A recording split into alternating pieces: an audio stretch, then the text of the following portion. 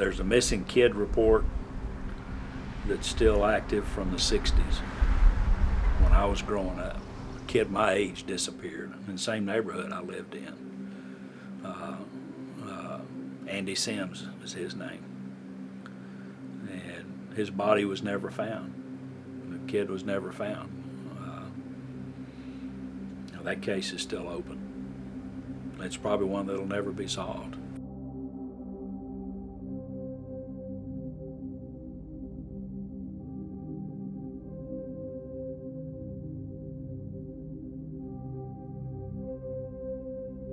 But then again, you see the same kind of lawlessness here that you find anywhere else. I think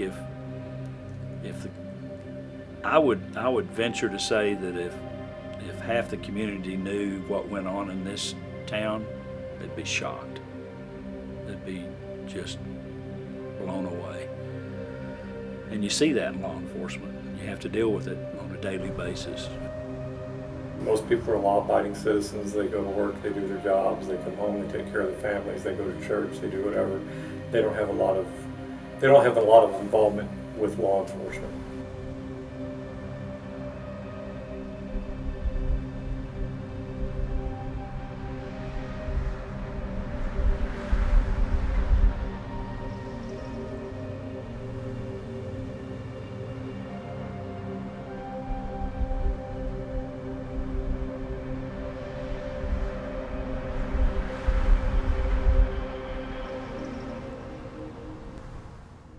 Our department classifies a case as cold if it's gone unsolved after 36 months. So at the end of 36 months, the original investigating officer, detective, will have the case transferred over to me, and they'll be cataloged or categorized based on the solvability factors. So is there a known suspect? Is there not? Is there physical evidence? Is there not? Do we have the technology to process the evidence, or do we not? So that will determine, I try to pick the ones with the highest solvability factors to work on first. And then also, if I have a tip that comes in, any kind of actionable investigative lead, regardless of the case, as soon as we get that information, we try to follow up on it to see if it is the piece that we need to solve a case. There's a murder case here that's called the gun shop murders that's been cold. And it went cold because they can't prove that the suspect they might have in mind did it. And in a court of law, you got to be able to prove it beyond a reasonable doubt. It went cold because they couldn't find or develop a suspect, a good, viable suspect that they could prove committed the offense. That's why it went cold. That's why every case goes cold.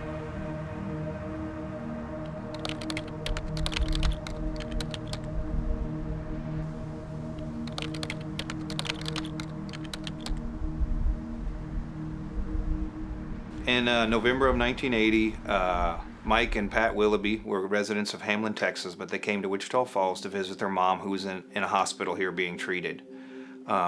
Mike was unmarried, and Pat was married and brought his wife along on the trip. So Pat and his wife stayed in one hotel room here in our community near the hospital, and Mike stayed in his own. And the night they arrived, Mike went out on his own and didn't come back in. And so the next day, Pat became worried about his brother. He made a missing persons report. The day after the missing persons report was made, a body of a white male was found on the dam of the Lake Wichita, and the officer that responded to that, Glenn Borum, recognized the clothing and the physical descriptions of the decedent as matching that of the missing person, Mike Willoughby. As I recall, he was face down. Had 2 holes in the back of his head, I believe, and photographed that. Then we turned him over and photographed his face. Glasses were laying off to one side, and one of the lenses was broken out of the frame. I recognized that victim that we photographed, that crime scene that we photographed on that Sunday morning, was a missing person that had been reported to us. And so I passed that information along to the folks in the investigative units, and they followed up on it, found out that's who it was. The average person in their lifetime probably sees 1 or 2 dead bodies their entire lifetime, if that many. I always kind of looked at a dead body like a vacant house, like nobody, it's where the person used to live, but they don't live there anymore. When I first started, it was 35 millimeter rolled film, and we would only shoot maybe at the very beginning, a homicide might be 20 or 30 pictures.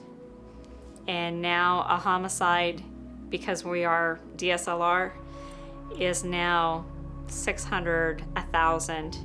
When we go out to a scene and we collect an item, we'll bring it back here, we'll photograph it, we'll check it in great detail for hairs, fibers, stuff like that, and we'll collect those individually. Those in turn will get sent off to the lab, because we don't want to overwhelm the lab with multiple items of evidence. If we can go through and shorten what we're looking for, send them just the hairs versus 6 pieces of clothing. But if you're trying to process the crime scene, especially if you're trying to do blood spatter analysis, it's time consuming and you can't move anything until you're done.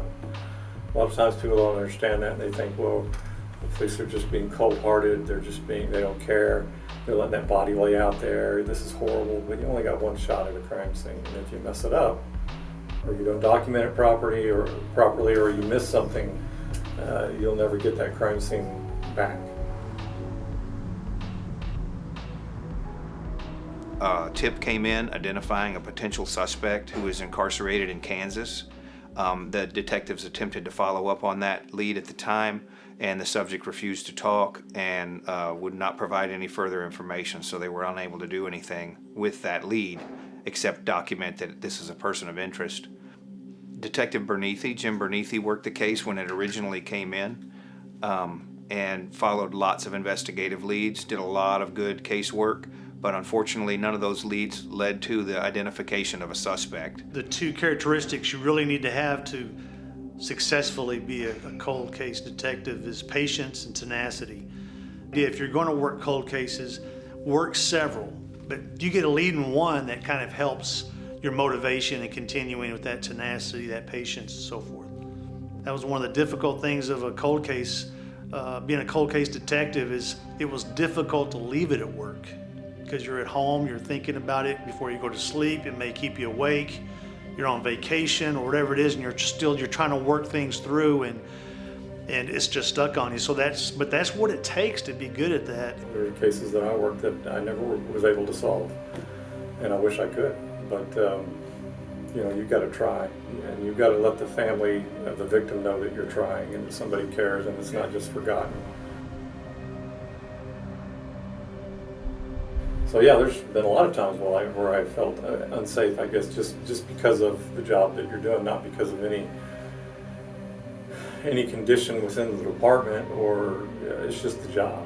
If you feel safe, you're probably letting your guard down a little too much. When I'd go home at night and tell my wife some of the things that I saw on that particular shift, she was just shocked. That's not happening here. Yeah, it is. It's just not something that most people are exposed to in a direct fashion. All they hear is on the news there was a murder, but they don't hear the details of that murder. You can't internalize a lot of that stuff. You have to, if you spend any time around law enforcement officers and really get to know them, you'll see that a lot of them have very dark humor, and they make very sometimes what seem like inappropriate jokes, but that's just a coping mechanism. If you don't joke some of these things off that you see out there, it'll drive you insane.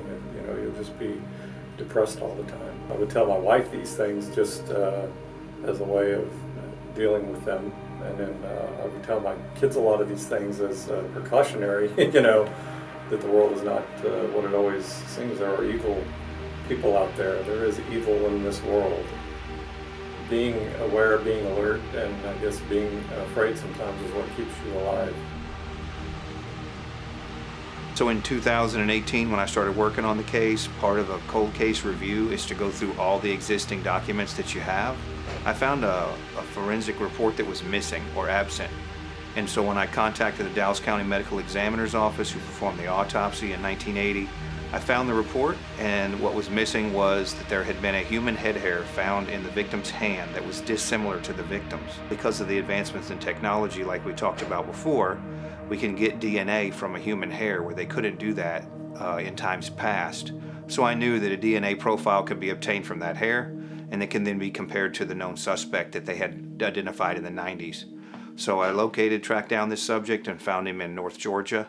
With the assistance of the Georgia Bureau of Investigations, we found him and ran a search warrant to collect a sample of his DNA.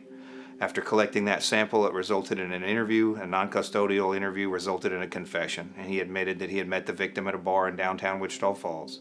He had taken him to Lake Wichita, hit him over the head with a club, killing him, causing his death, and that he stole his wallet and a ring. And he was able to describe that ring precisely as the one we had documented in the report from 1980, and he even identified a picture that was clipped from the catalog during his confession. The case was closed by issuance of the warrant, but before he could be extradited back to Texas, he actually passed away. He died in August of 2019.